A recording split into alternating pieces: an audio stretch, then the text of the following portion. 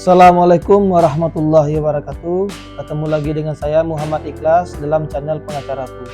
Kali ini kita akan membahas mengenai trik bagaimana cara untuk memenangkan perkara dalam gugatan perceraian. Bagi saudara-saudara yang ingin bercerai dan ingin memenangkan perkara sehingga diputus cerainya oleh pengadilan agama setempat, maka simak tip-tip saya berikut ini. Semoga tip-tip saya berikut ini dapat berguna dan menolong saudara yang ingin bercerai dan tidak mau bersatu lagi dengan pasangan saudara-saudara. Simaklah tips saya berikut ini.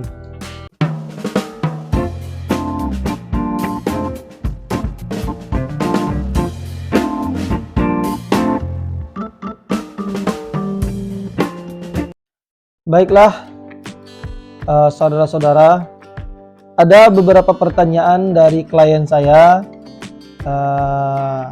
mengenai bagaimana tips dan trik untuk memenangkan perkara di pengadilan agama dalam kasus perceraian. Nah, untuk menjawab ini, saya akan jawab di channel saya ini, yaitu bagaimana cara untuk memenangkan perkara di pengadilan agama.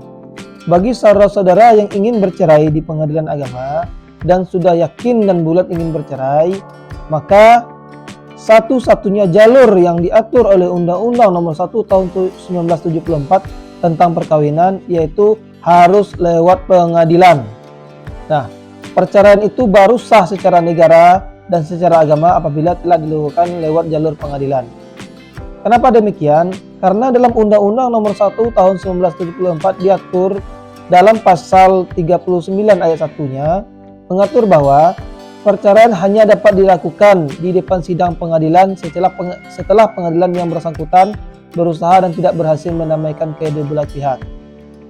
Nah, di sini perceraian hanya dapat dilakukan di sidang pengadilan setelah majelis hakim pada pengadilan tersebut yang mengadili perkara tersebut telah berusaha mendamaikan para pihak dan tidak berhasil untuk didamaikan.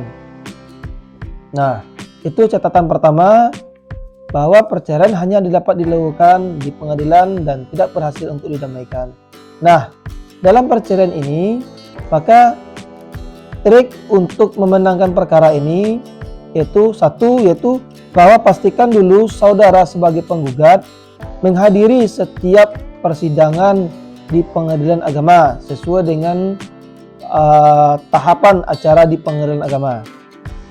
Jika saudara tidak hadir, maka konsekuensinya gugatan tersebut akan gugur jika saudara sebagai penggugat. Nah, untuk itu terus hadir dalam setiap persidangan di pengadilan agama. Yang kedua yaitu masalah pembuktian. Jadi tolong saudara perkuat bukti-bukti yang ada pada diri saudara, yaitu mengenai saksi, mengenai bukti surat, mengenai bukti-bukti lainnya sebagaimana diatur dalam HIR atau dalam Undang-Undang Perkawinan. Saudara perkuat bukti-bukti tersebut, dan bukti-bukti tersebut harus memberikan kesimpulan bahwa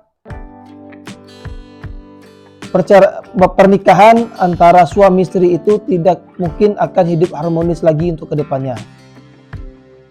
Maka bukti tersebut harus menggambarkan bahwa pernikahan antara suami istri tersebut tidak harmonis dan tidak mungkin lagi untuk dipertahankan depannya. Kalau dipertahankan, maka akan terjadi pertikaian atau akan terjadi sengketa yang tidak harmonis. Itu harus diarahkan bukti-bukti tersebut ke arah sana. Pastikan dulu. Hal ini sebagaimana diatur dalam pasal 39 ayat 1 Undang-Undang Nomor 1 Tahun 1974 mengenai perceraian, yaitu untuk melaksanakan perceraian harus ada cukup alasan bahwa antara suami istri itu tidak dapat hidup rukun sebagai suami istri.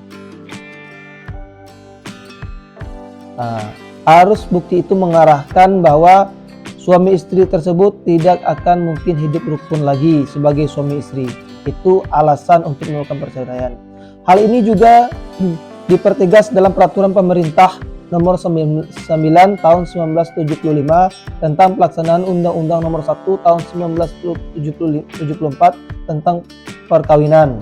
Pada pasal 19 Peraturan Pemerintah Nomor 9 Tahun 1975 mengatur bahwa perceraian dapat terjadi karena alasan-alasan sebagai berikut.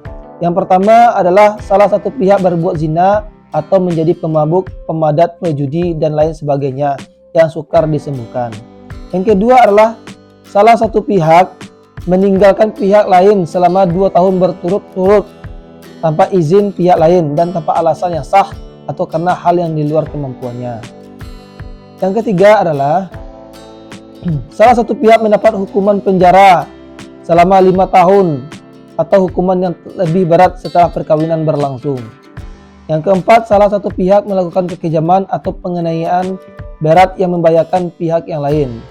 Yang selanjutnya, yang kelima, salah satu pihak mendapat cacat badan atau penyakit dengan akibat tidak dapat menjalankan kewajiban sebagaimana mestinya sebagai suami atau istri.